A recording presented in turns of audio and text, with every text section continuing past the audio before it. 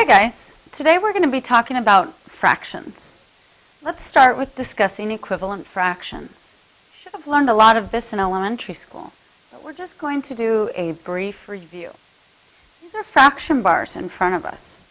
I can see that this right here represents 1/2, and that 1/2 is also the same as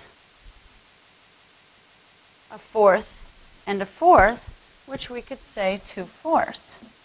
So 1/2 is the same as 2/4. I could also look at my eighths. Eighths. 1/2 here is the same as 1, 2, 3, 4 eighths. We call these equivalent fractions. When I work with fractions, I like to think of them as the same. 1/2 is the same as 2/4. 2/4 is the same as 4/8. They just look a little different. And the way we look different is by putting these giant ones between them.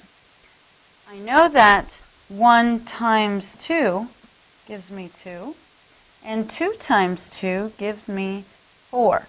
I've just multiplied by the number 1. The value hasn't changed, it just looks different. Same with this. 2 times 2 is 4. 4 times 2 is 8. If I multiply by the bottom by the same number that I multiply the top, I can get an equivalent fraction. I'd like for you to pause the movie and write 3 equivalent fractions to 1/5. So, let's try these examples. Use the giant 1 to find bigger equivalent fractions. So on number 1, I could use my number 1. Let's just pick 4.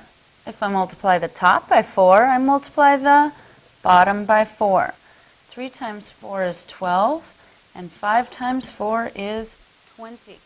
So 12/20ths is an equivalent fraction to 3/5. Pause the movie and do problems 2 and 3.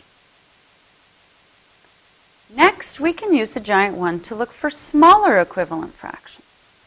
12 and 36, instead of multiplying, I'm now going to divide. 12 divided by 12 is 1. 36 divided by 12 is 3. So 1/3 is an equivalent fraction. What if I didn't want to do 12? What if I wanted to divide both the top and the bottom by 2? Well, 12 divided by 2 is 6. 36 divided by 2 is 18. So 6/18ths is also an equivalent fraction.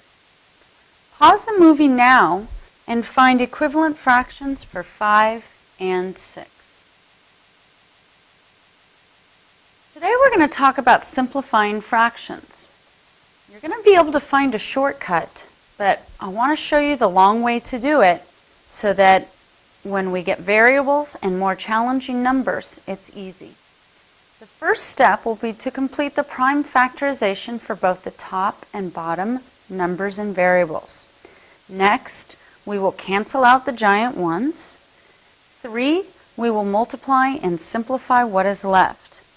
I want to add that after we simplify, what's left on the top needs to stay on the top, and what's left on the bottom will stay on the bottom. We will end up with a fraction for our answer.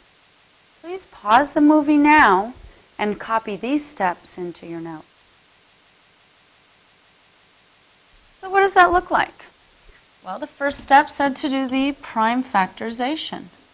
The prime factorization is 2 times 3. Prime factorization of 6 is 2 times 3. The prime factorization of 15 is 3 times 5. I look for my giant ones. What cancels out? I know that 3 divided by 3 cancels out, so my answer is 2/5. Let's try the next two. The prime factorization of 12AC is 3 times 4, 2 times 2, 2 times 2 times 3AC, all over 4A squared C squared, which is 2 times 2 is 4. So that would be 2 times 2 times A times A times C times C. Now I write them as a fraction. The prime factorization, 2 times 2 times 3 times A times C goes on the top, and then 2 times 2, A, C, C goes on the bottom.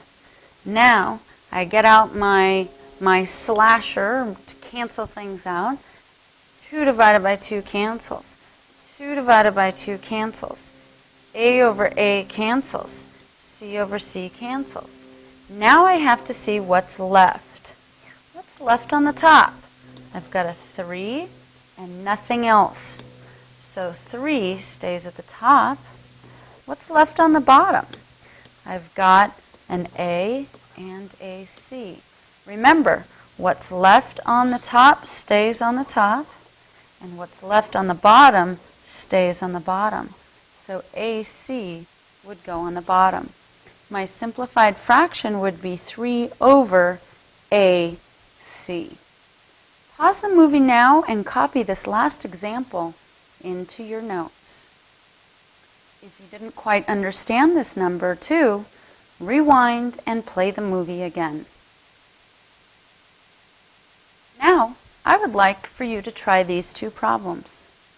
Pause the movie and complete the problems on your own.